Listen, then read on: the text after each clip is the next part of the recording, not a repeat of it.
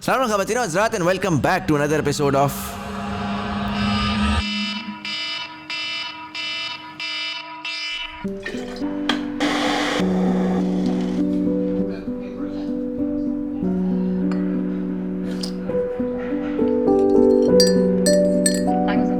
Please message सुन लेना और रिप्लाई कर देना। I am doing my MBA from lumps.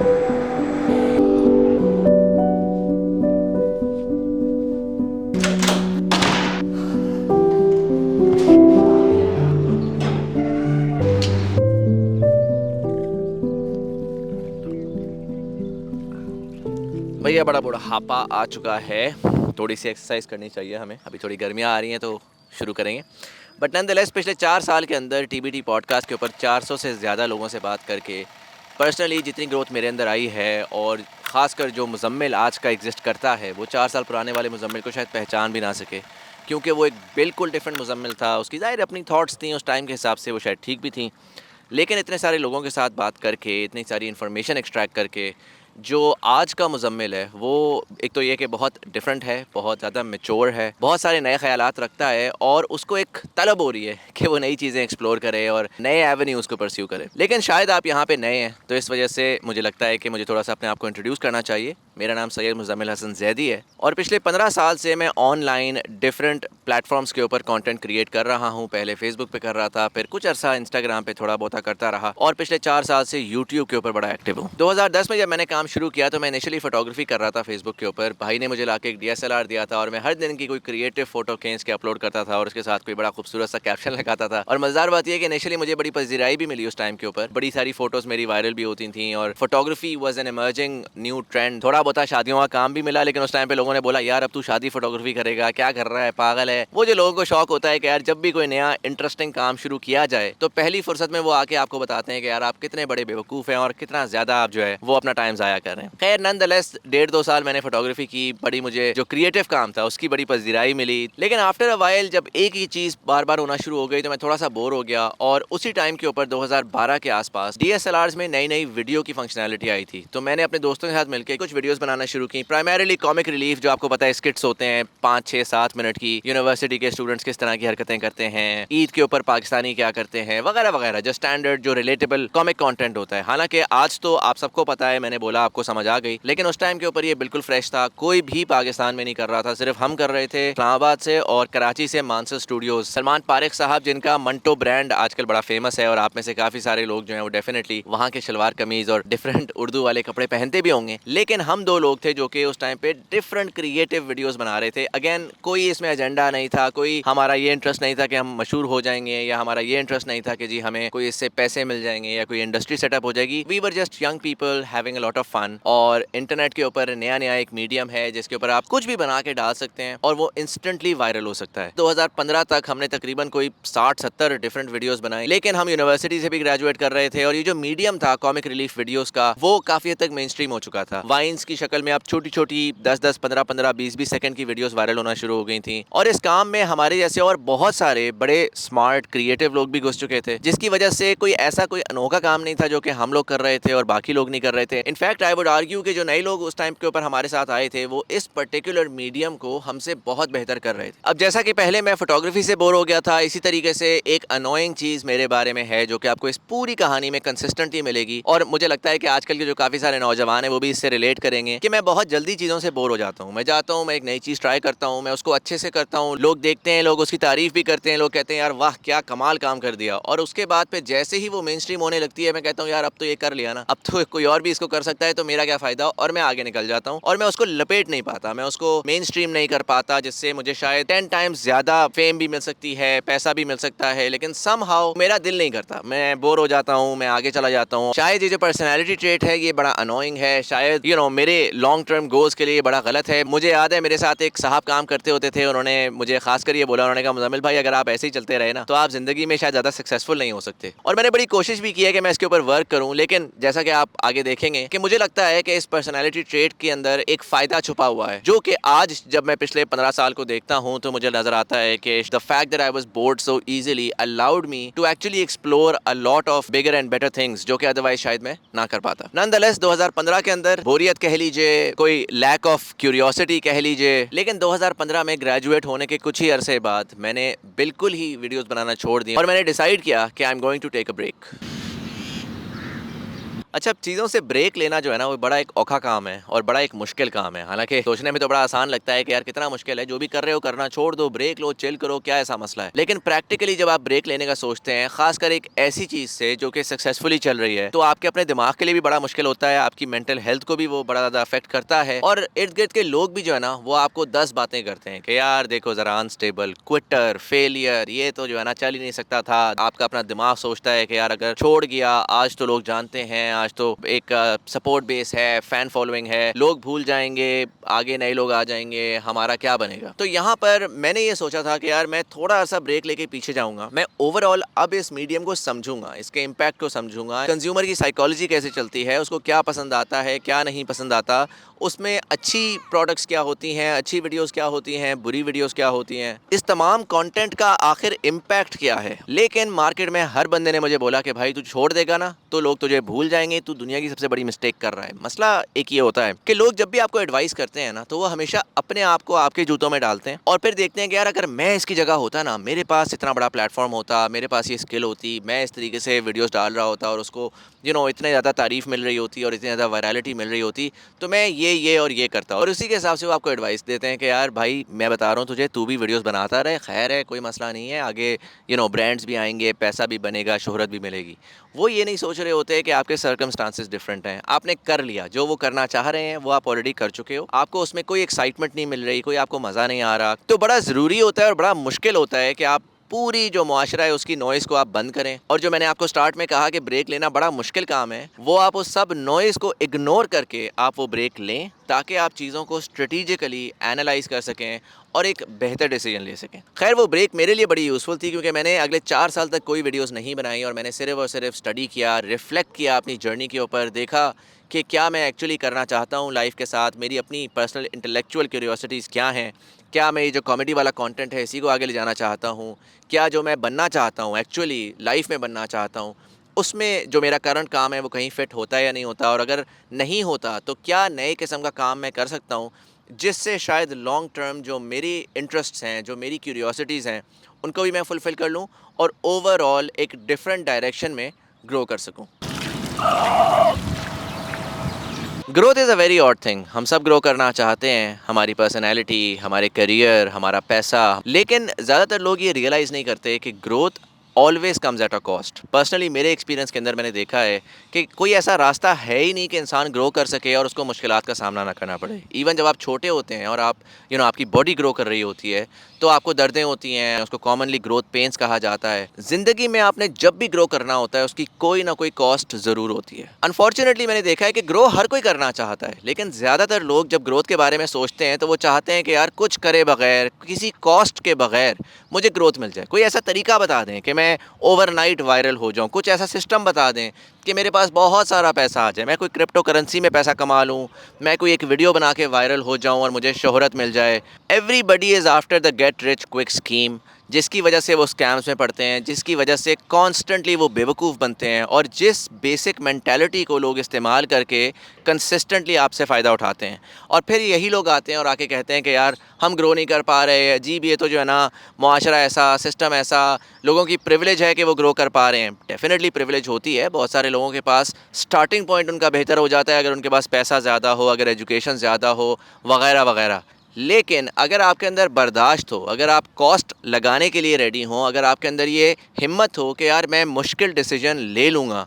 और जो मुझे उस टाइम के ऊपर बातें सुननी पड़ेंगी, जो मुझे उस टाइम के ऊपर अपने मेंटल हेल्थ को डील करना पड़ेगा, जो कि मुझे उस टाइम के ऊपर लेट गो करना पड़ेगा, ईजी क्विक रिवॉर्ड, वो अगर मैं करने के लिए तैयार हूँ तो 110% आप जहाँ से भी हैं आप अपने रेफरेंस में कहीं ना कहीं ग्रो ज़रूर करेंगे और आप पॉइंट ए से ग्रो करके पॉइंट बी तक ज़रूर पहुँचेंगे। अब मज़ेदार बात यह है कि जिस टाइम के ऊपर मैंने क्विट किया था 2015 के अंदर, उस क्विट करने से बिल्कुल पहले मेरी सबसे वायरल वीडियो, ज़िंदगी की सबसे वायरल वीडियो आई थी जिसके ऊपर 40 मिलियन व्यूज़ आए थे और पूरी दुनिया के टॉप ग्लोबल अखबारात और प्लेटफॉर्म्स ने मुझे फीचर किया था। उस वीडियो की वजह से। और यही वजह है कि जब मैंने उस टाइम के ऊपर अपनी इस वायरल वीडियो के फ़ौरन बाद काम छोड़ा, तो लोगों ने तरह-तरह की बातें की मुझे कि भाई तू पागल है, क्या कर रहा है? ऑलरेडी तेरा इतना अच्छा काम जा रहा है, इसी को आगे चलाता रहे। क्या तू 50,000 रुपए की नौकरी करेगा, अपना टाइम ज़ाया करेगा, अपना पोटेंशियल ज़ाया करेगा? अब ज़ाहिर है ये बातें सुन के बंदे को होता तो ज़रूर है कि यार क्या मैं सही डिसीजन ले रहा हूँ, क्या मैं गलत डिसीजन ले रहा हूँ, लेकिन अंदर से मुझे ये बात मालूम थी कि यार मैंने I need to take a step back, I need to take a back seat, I need to restrategize. और टू बी वेरी ऑनेस्ट, जो मैं काम कर रहा था ना, मुझे उसकी कोई वैल्यू नहीं मिल रही थी। ठीक है यार, कोई कॉमेडी वीडियो बना ली, उसके ऊपर लोगों ने उसको शेयर भी कर लिया, हंस भी लिए। मैं again I am not against comedians, जो लोग एंटरटेनमेंट की इंडस्ट्री का काम करते हैं वो बड़ा अच्छा काम कर रहे हैं। ये प्योरली जो भी थॉट्स हैं वो मेरे बारे में। मुझे उस टाइम पे उस कंटेंट की कोई वैल्यू नज़र नहीं आ रही थी। मुझे नहीं लग रहा था कि मैं कोई बेहतरी लेकर आ रहा हूँ, या कोई, चले बेहतरी भी छोड़ दें, मैं कोई बहुत महान बनने की कोशिश नहीं कर रहा, लेकिन मैं कोई कोई वैल्यू जनरेट कर रहा हूँ, कोई पर्पस है मेरे काम का, कोई उससे इम्पैक्ट जनरेट हो रहा है। डेफिनेटली उस पर क्लिक्स और व्यूज़ आ रहे थे, लेकिन मेरा बिलीफ हमेशा ये रहा है कि लाइफ में क्लिक्स, व्यूज़ और पैसे से ना ज़्यादा इंपॉर्टेंट चीज़ें एग्जिस्ट करती हैं। Again don't get me wrong, मुझे पैसा बहुत अच्छा लगता है, मुझे व्यूज़ भी बहुत अच्छे लगते हैं। मैं चाहता हूँ कि यार मुझे बहुत ज़्यादा मिलियंस ऑफ व्यूज़ आएँ, मुझे मिलियंस ऑफ सब्सक्राइबर्स मिलें। मैं चाहता हूँ कि मेरे पास मिलियंस ऑफ डॉलर्स हों, मैं एक बेहतरीन घर ख़रीदूँ, अपनी फैमिली को कंफर्टेबली रख सकूँ, अपने बच्चों को उनकी दिल की तमाम ख्वाहिशात उनकी पूरी कर सकूँ। लेकिन मैं चाहता हूँ कि यार ये तमाम चीज़ें मैं हासिल करूँ सही तरीके से, कोई वैल्यू दे के, कि यार अगर मैं दुनिया को जाके कोई वैल्यू दे रहा हूँ, उसके एवज़ अगर दुनिया जो है वो मुझे पैसे देती है, तो मुझे लगता है कि that is the right way to do things. And और पर्सनली मुझे ये लगता है कि आपको हमेशा ना काम पे फोकस करना है कि काम क्या मेरा वैल्यूएबल है, क्योंकि मुझे लगता है कि शोहरत या पैसा एक बाय प्रोडक्ट होती है। अगर आप काम अच्छा कर रहे हो, अगर आप वैल्यू जनरेट कर रहे हो और उस वैल्यू की डिमांड एग्जिस्ट करती है मार्केट के अंदर, तो उस वैल्यू को पैसे के अंदर या पॉपुलैरिटी के अंदर कन्वर्ट करना कोई इतना मुश्किल काम नहीं होता। और इसी वजह से उस टाइम के ऊपर पैसा भी आना शुरू हो गया हुआ था, पॉपुलैरिटी तो पहले से थी, लेकिन वैल्यू की समझ नहीं आ रही थी। और इस वजह से मैंने सोचा कि यार एक स्टेप बैक लेकर पहले ज़रा पेशेंस के साथ, और ये बड़ी इंपॉर्टेंट चीज़ है, ख़ासकर मेरी जनरेशन में भी ये मसला था, जो उसके बाद जेन ज़ी आई उनके अंदर तो बहुत ही ज़्यादा पेशेंस का मसला है। उनको हर चीज़ फ़ौरन चाहिए। आज काम शुरू किया, कल मिलियनेयर होना है। आज यूट्यूब चैनल बनाया, कल मिलियन सब्सक्राइबर्स होने हैं। या तो पैसा फ़ौरन बनता है, या फिर कोई दूसरा तरीका जो है ना वो बेवकूफ़ों का तरीका है। ऑनेस्टली मैं तो अब ऑनलाइन जाता हूँ तो यही सुनने को मिलता है यूट्यूब के ऊपर, हर जगह के ऊपर, कि जी फ़ौरन हसल, एक हफ्ते के अंदर $10,000, 2 महीने के अंदर $10 मिलियन। भैया अगर जेन्युइनली लाइफ में कुछ अचीव करना है तो उसमें टाइम लगता है, उसमें मेहनत लगती है, उसमें बहुत ज़्यादा पेशेंस दरकार होता है। और यही वजह है कि 4 साल पेशेंटली सर नीचे रख कर, तमाम लोगों की नॉइज़ को इग्नोर करते हुए, मैंने काम धंधा कोई भी नहीं किया। अपनी ज़िंदगी के नेक्स्ट फेज़ के लिए रिसर्च की, प्लानिंग की, और फाइनली 2019 के अंदर डिसाइड किया कि अब आपका भाई कम बैक करेगा।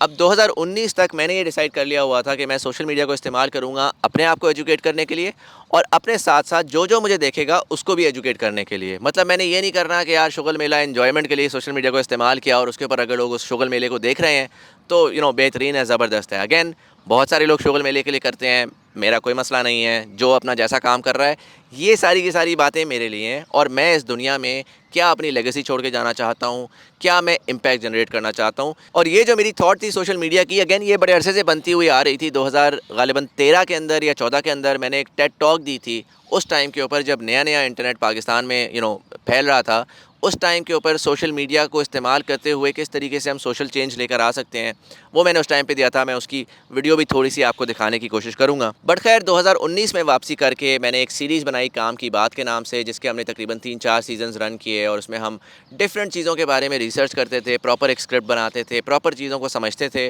और 4 से 5 मिनट की इन्फॉर्मेशनल और कॉमेडी का मिक्सचर एक वीडियो बनाकर डालते थे। और मज़ेदार बात यह है कि 4 साल तक कोई कंटेंट नहीं बनाया। पहले सोचते थे कि यार अगर कंटेंट नहीं बनाएंगे तो गायब हो जाएंगे और लोग भूल जाएंगे और बिल्कुल ही स्क्रैच से शुरू करना पड़ेगा। लेकिन हमने पहली जो अपनी ये वीडियो निकाली ना नई सीरीज़ की, जो कि एक एजुकेशनल वीडियो थी, और लोग उस टाइम के ऊपर जो है वो व्लॉग्स और कॉमेडी और प्रैंक्स देखा करते थे, तो पहली वीडियो को ही 25 मिलियन से ज़्यादा व्यूज़ मिले थे फेसबुक के ऊपर। और जिससे मेरा जो ईमान था ना कि यार लोगों की बातें ना सुनो, ये जो सारा डर खौफ था कि यार अगर काम नहीं करोगे तो तबाह हो जाओगे और सब भूल जाएंगे, इट डज़ नॉट मैटर। आप अच्छा काम करें, अपनी वैल्यू पे फोकस करें, आप सिर्फ और सिर्फ अच्छी प्रोडक्ट बनाने पे मेहनत करें, लोग आपको याद भी रखते हैं। आप जो रिटर्न उस टाइम पे ले रहे थे उससे 10 गुना ज़्यादा रिटर्न आपको ना सिर्फ लोग देते हैं, बल्कि अल्लाह ताला की बरकत भी तभी आती है जब आप ऑनेस्ट ऑथेंटिसिटी के साथ अपना काम कर रहे हो, चाहे आपको शॉर्ट टर्म पे हिट पड़े, चाहे आपको जो मार्केट का एक स्टाइल है कि यार फ़ौरन हसल तरीके से मैंने ऐसी छलांग मारी और देखो ज़रा क्या मैंने दुनिया बदल दी, उस तरीके से शायद आपको रिजल्ट्स ना मिलें शॉर्ट टर्म में, लेकिन लॉन्ग टर्म में जो आप चाहते हैं, आपको इज़्ज़त चाहिए, दौलत चाहिए, शोहरत चाहिए, वो आपको हमेशा मिलती है। अगेन, अगर आप वैल्यूएबल काम करें, अगर आप ऑनेस्ट काम करें, अगर आप ऑथेंटिसिटी के साथ काम करें। खैर, ये सीरीज़ मैंने शुरू की और मैंने सोचा कि शायद अब अगले 3-4 साल मैं यही सीरीज़ करूँगा और इसको बहुत आगे लेकर जाऊँगा, लेकिन बहुत क्विकली मुझे इस चीज़ का अदराक हो गया, इस चीज़ का अंदाज़ा हो गया कि यार मेरे अंदर तो इतनी नॉलेज है ही नहीं। मैं तो एक एक यंग यूनिवर्सिटी ग्रेजुएट था, उसके बाद फिर मैंने नौकरी करना शुरू कर दी। मैं यहाँ पे बड़े-बड़े टॉपिक्स के बारे में बात कर रहा हूँ, दुनिया को देखें तो उसमें इतनी सारी चीज़ें हैं समझने के लिए, और अगर मैंने उसके बारे में वीडियोज़ बनानी है, समराइज़्ड वीडियोज़ बनानी है, तो उसके लिए तो मुझे बहुत सारी नॉलेज चाहिए, क्योंकि अगर मैंने गलत नॉलेज को उठा के पैकेज करके लोगों तक पहुँचा दिया, तो उसकी भी रिस्पॉन्सिबिलिटी मेरे सर है। अब उसी टाइम के ऊपर कोविड भी चल रहा था, तो काम धंधा तो कोई था नहीं, घर बैठे हुए थे, वैसे ही बैठे जो है ना अपने ख्यालात में, अपनी मेंटल हेल्थ के अंदर हर कोई जो है वो फंसा हुआ था। तो इसी टाइम के ऊपर मैं भी बैठा एनालाइज कर रहा था कि मैंने अपनी ज़िंदगी में अब आगे क्या करना है। अच्छा, ज़िंदगी में जब भी मैं कुछ करने का सोच रहा होता हूँ, कोई बिजनेस या कोई नई कैंपेन या कोई नई अगेन कंटेंट करने का सोच रहा हूँ, तो मैं हमेशा एक एक्टिविटी करता हूँ कि मैं अपनी पहले तो बैठ के स्ट्रेंथ्स एंड वीकनेसेस लिखता हूँ कि किन चीज़ों के अंदर मेरी स्ट्रेंथ्स हैं, वो मैं अगर करूँगा तो मैं बहुत आसानी से कर सकता हूँ, किन चीज़ों में मेरी वीकनेसेस हैं कि अगर मुझे वो चीज़ें करनी पड़ें तो मुझे बहुत ज़्यादा मेहनत लगानी पड़ेगी, शायद दूसरे लोगों से ज़्यादा मेहनत करनी पड़ेगी। कौन सी ऐसी वैल्यू है जो कि मैं इस बिज़नेस से या इस काम से हासिल करना चाहता हूँ, और जो तमाम लोग इस पर्टिकुलर चीज़ से जुड़े हुए होंगे, चाहे वो पार्टनर्स हों, चाहे वो एम्प्लॉयज़ हों, चाहे वो कस्टमर्स हों, व्यूअर्स हों, तो उनको क्या वैल्यू चाहिए इन रिटर्न। और अगर मुझे कोई ऐसी चीज़ मिल जाए जिसमें तमाम वो स्टेक होल्डर्स जो मैंने आइडेंटिफाई किए हैं उनके लिए विन विन क्रिएट हो रही हो, तो वो चीज़ मैं 110% डेफिनेटली परस्यू करता हूँ। अब इस टाइम के ऊपर जब मैं बैठा हुआ एनालाइज कर रहा था कि मुझे आगे क्या करना है, तो मैंने आइडेंटिफाई किया कि यार मेरे पास एक तो नेटवर्क बहुत अच्छा है, पिछले 10 सालों के अंदर मीडिया में, अदरवाइज़ मैंने जो कनेक्शन इस्टेब्लिश किए हैं, जिन लोगों से मैंने जान पहचान बनाई है, वो बड़े स्मार्ट लोग हैं और उनसे बहुत कुछ सीखा जा सकता है। साथ ही मुझे पता था कि मेरा मीडिया का एक्सपीरियंस है, पर्टिकुलरली डिजिटल मीडिया का, और अगर मुझे कोई अच्छी प्रोडक्ट बनानी है डिजिटल मीडिया के लिए, तो मैं उसको बआसानी बना सकता हूँ। मुझे बहुत सारे वाइड रेंज ऑफ सब्जेक्ट्स के बारे में जानने का बहुत शौक है, मेरे अंदर एक सर्टेन इंटेलेक्चुअल क्यूरियोसिटी है, जिसकी वजह से मैं बहुत सारे सही सवालात करता हूँ, क्योंकि काफ़ी दफ़ा लोग जो हैं वो अच्छे स्मार्ट लोगों के साथ बैठे तो होते हैं, लेकिन वो सवाल गलत करते हैं। वो एक बहुत बड़े आदमी के साथ बैठेंगे और वो बैठ के कहेंगे सर मुझे कोई एक तरकीब बता दें कि मैं बहुत अमीर हो जाऊँ। अब वो आपको तरकीब नहीं दे सकता, आप उससे उसके बारे में पूछें, उसके धंधे के बारे में पूछें, उसके डिसीजन मेकिंग को समझने की कोशिश करें। और चूंकि मैं इन तमाम चीज़ों के बारे में क्यूरियस था, इस चीज़ को मैंने अपना स्ट्रेंथ कंसिडर किया और बड़ा लॉजिकल फिर मेरे लिए था कि यार अगर मैं एक पॉडकास्ट शुरू करता हूँ और मैं बहुत सारे रेंज के लोगों से बात करता हूँ और मैं उनसे सवालात करके अपनी इंटेलेक्चुअल क्यूरियोसिटी को पूरा करता हूँ, तो I think it was very logical for me कि मुझे पॉडकास्ट शुरू कर देनी चाहिए। एक तो मेरे पास अपॉर्चुनिटी आ जाती कि मैं इंटरेस्टिंग लोगों को बुलाकर अपने टाइम, अपनी मर्जी से 1.5-2 घंटे हर किस्म के उनसे सवालात करूं और जो सीखना चाहता हूं वो सीखूं। साथ ही मुझे पता था कि जो तमाम लोग आना चाहते हैं, जिनको मैं पोटेंशियली गेस्ट बनाऊंगा, उनका इंटरेस्ट है कि वो अगर कोई बिजनेस कर रहे हैं या वो कोई पर्टिकुलर इंडस्ट्री में काम कर रहे हैं या पर्टिकुलर प्रॉब्लम को सॉल्व कर रहे हैं, तो उसको वो लोगों तक पहुंचा सकें। साथ ही इस कॉन्वर्जेशन को रैप करके जब मैंने ऑनलाइन अपलोड करना था, तो उसके ऊपर एक व्यूअर आना था। अब मेरा ख्याल ये था कि अगर मैं कुछ सीख रहा हूँ इससे, तो जो मेरा व्यूअर है, चाहे वो बहुत मिलियंस में ना हो, लेकिन अगर पाकिस्तान में 1.5, 2, 3, 4 लाख लोग मेरे जैसे एग्जिस्ट करते हैं, तो एज लॉन्ग एज मैं उन कॉन्वर्जेशन से कुछ सीख रहा हूँ और मुझे मज़ा आ रहा है, तो वो लोग भी सीखेंगे और उनको भी मज़ा आएगा। और यही वजह है कि जब मैंने ये विन विन विन आइडेंटिफाई कर ली, तो सितंबर 2020 के अंदर थॉट बिहाइंड थिंग्स पॉडकास्ट का आगाज़ हुआ और उसके बाद अगले 3.5 साल तक हर हफ्ते 3 पॉडकास्ट्स मैंने रिकॉर्ड की, मैंने रिलीज़ की। पाकिस्तान में सबसे ज़्यादा कॉन्वर्जेशंस हमने की, 450 कॉन्वर्जेशंस आज तक कोई और नहीं कर सका। बहुत सारे बड़े प्लेटफॉर्म्स हैं, हमसे पहले भी एग्जिस्ट करते हैं, लेकिन in terms of total number of guests that have been covered, वो सबसे ज़्यादा हमने किए। पहली दफ़ा पाकिस्तान में चैप्टर्स हमने इंट्रोड्यूस किए, पहली दफ़ा प्रॉपर डिस्क्रिप्शंस हम लेकर आए, प्रॉपर एक स्ट्रक्चर के साथ, एक प्रोग्रामिंग के साथ एक पॉडकास्ट को करना, वो ना सिर्फ हमने इंट्रोड्यूस किया बल्कि पॉपुलराइज भी किया। और जब हमने शो स्टार्ट किया था ना, तो अगेन जैसा कि आपको मैं बारहा बताता रहा हूँ कि मुझे आके लोगों ने बोला कि यार तू टाइम ज़ाया कर रहा है अपना, टिकटॉक का टाइम है, इतने ज़्यादा लोग वहाँ पे व्यूज़ ले रहे हैं, तू 2 घंटे वीडियो रिकॉर्ड करता है, उसके ऊपर तूने टीम हायर कर ली है, एडिटिंग की, उस सारे खर्चे को करने के बाद 400-500 व्यूज़ आ रहे हैं, क्या कर रहा है यार, बिल्कुल ही तू जो है ना पहले ही तबाह हुआ हुआ था, अब 4 साल बाद वापस आया है, फिर तबाही की तरफ जा रहा है। अब अगेन मैं उस टाइम के ऊपर इंटरेस्टेड ही नहीं था व्यूज़ के अंदर, और यही चीज़ लोगों को समझ नहीं आ रही थी। मैं इंटरेस्टेड था कि इंटरेस्टिंग कॉन्वर्जेशंस करूँ, मैं इंटरेस्टेड था कि अपनी नॉलेज में इजाफा करूँ। खैर मैंने पर्सनली वो 3 साल बहुत ज़्यादा इन्जॉय किए, मेरे लिए बहुत सारी विन्स थी, बहुत सारी ऐसी चीज़ें थी जो कि आज तक पाकिस्तान की हिस्ट्री में पहले नहीं हुई थी, और हम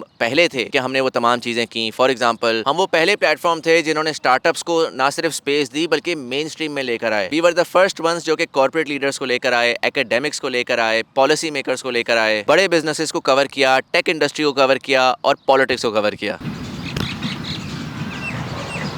अच्छा, मज़ेदार बात यह है कि जो मेरी ज़िंदगी की सबसे पहली पॉडकास्ट थी ना, वो एक्चुअली पॉलिटिकल पॉडकास्ट थी, बिकॉज मैंने जहांगीर तरीन साहब के साथ 2019 में अनबॉक्सिंग पाकिस्तान के नाम से TCM के साथ पार्टनर करके एक 8 एपिसोड की सीरीज़ की थी, जिसके पहले गेस्ट जहांगीर तरीन साहब थे। और it was absolutely crazy, because हमें कई महीने लग गए थे उनको कन्विंस करने में कि सर ये इस तरह की विजुअल इमेजरी होगी, एक डेस्क होगा, बड़े बड़े माइक्स होंगे, हेडफोन्स होंगे और एक कॉन्वर्जेशनल हम डिस्कशन करेंगे, कोई इंटरव्यू नहीं होगा। बट एक दफ़ा जब मैंने वो एक्सपेरिमेंट कर लिया तो अगली जो 450 कॉन्वर्जेशंस मैंने थॉट बिहाइंड थिंग्स के ऊपर की, मैंने बाय एंड लार्ज उसके ऊपर कोई पॉलिटिकल कॉन्वर्जेशन नहीं की। मैंने हर किस्म की स्टार्टअप, टेक, इकोनॉमिक्स, पॉलिसी के बारे में ज़रूर डिस्कशन की, वर्ल्ड बैंक के एनालिस्ट्स हो गए या एकेडमिक्स हो गए, लेकिन पॉलिटिशियंस को हमने टच नहीं किया, कवर नहीं किया। लेकिन जो सबसे बड़ी जो बिग ब्रेक मुझे मिली 2022 के अंदर, वो इंटरेस्टिंगली एक पॉलिटिकल कॉन्वर्जेशन में मिली। वो कॉन्वर्जेशन थी जो कि इमरान खान साहब के साथ 6 मई 2022 के अंदर मैंने जुनैद अकरम और तला अहद ने की थी। और my God, what an experience that was absolutely crazy. Again उसके बाद सियासत ऐसी हुई और हर चीज़ इतनी पोलराइज्ड हो चुकी हुई है कि अनफॉर्चुनेटली ना उस एक्सपीरियंस को मैं शेयर भी सही तरीके से कर सका, ना उसके बारे में ज़्यादा बात कर सका। But it was absolutely phenomenal. It was the most viewed podcast in the history. I think अब तक की सबसे ज़्यादा व्यूड पॉडकास्ट है। जाहिर है उसमें 3 डिफरेंट मेजर प्लेटफॉर्म्स इन्वॉल्व थे, तो उनकी अपनी कंबाइंड रीच बहुत ज़्यादा थी। बट उस रीच को जो 4 चांद लगाए, जो एम्पलीफाई किया, वो खान साहब की स्टार पावर थी। आप जो भी उनके बारे में कहें, आपको उनकी सियासत जैसी भी लगे, आप इस चीज़ को डिनाई नहीं कर सकते that gentleman has an incredible star power. और जो सच्ची बात है कि सिंगल हैंडेडली उस कॉन्वर्जेशन ने मुझे ग्लोबली जो इज़्ज़त दी, पाकिस्तानी भी पूरी दुनिया में जो कि मुझे उसके बाद मिलते रहे और उन्होंने कहा कि सर आप वो हैं जो इमरान खान की पॉडकास्ट की थी और वो सारा कुछ। और इवन नॉन पाकिस्तानीज़, मैं पिछले साल रशिया गया 2 दफ़ा, बहुत सारी डिफरेंट नेशनैलिटीज़ से मिलने का मौका मिला। वो लोग पूछते थे कि अच्छा क्या करते हो, मैं कहता पॉडकास्ट करता हूँ। कहते अच्छा किसके साथ पॉडकास्ट करते हो। मैं हर किस्म का नाम ले लूँ, किसी को लोग नहीं पहचानते थे, लेकिन आप अगर इमरान खान का नाम लें कि यार मैंने इमरान खान के साथ पॉडकास्ट की हुई है, तो एकदम से लोग जो है ना बड़ा सीरियसली आपको लेना शुरू कर देते थे और बड़ा इम्प्रेस होते थे। तो ज़ाहिर है मेरा तो उसमें कोई कमाल नहीं था, खान साहब की अपनी स्टार पावर थी, वो एक दुनिया भर में लोग उनको जानते हैं और उसकी प्रॉक्सिमिटी के ऊपर अगर मुझे इज़्ज़त मिल रही थी तो ज़ाहिर है कि डेफिनेटली मैं उस चीज़ को एक्नॉलेज भी करूँगा, मैं उस चीज़ को अप्रिशिएट भी करूँगा। और मैं ज़ाहिर है it will always have a very important place in my heart, because that moment, जो वो दिन था, जो अगला दिन हमने जो वायरलिटी हो रही थी पूरी दुनिया से, जो मैसेजेस आ रहे थे, जो बातें आ रही थी, that was just absolutely crazy. और इवेंचुअली मुझे उस टाइम के ऊपर ये एहसास हो चुका था कि this is going to be my most valuable and my most viral product ever. मैं एक सिंगल पॉडकास्ट की वजह से ग्लोबली फेमस भी हो चुका हुआ था। पूरी दुनिया से लोग जॉग दर जॉग धड़ाधड़ मेरे चैनल पे भी आ रहे थे, मुझे रीच आउट भी कर रहे थे। हर किस्म के बड़े CEOs, बड़े पॉलिटिशियंस, हर किस्म के लोग मेरे साथ कॉन्वर्जेशंस करना चाह रहे थे। और अगर वैसे देखा जाए, बाहर वाले जितने भी लोग उस टाइम पे एक्सपेक्ट कर रहे थे, वो कह रहे थे कि भाई अब तो मुजम्मिल कहाँ से कहाँ गया और जी he is never looking back. And interestingly that is when everything went downhill.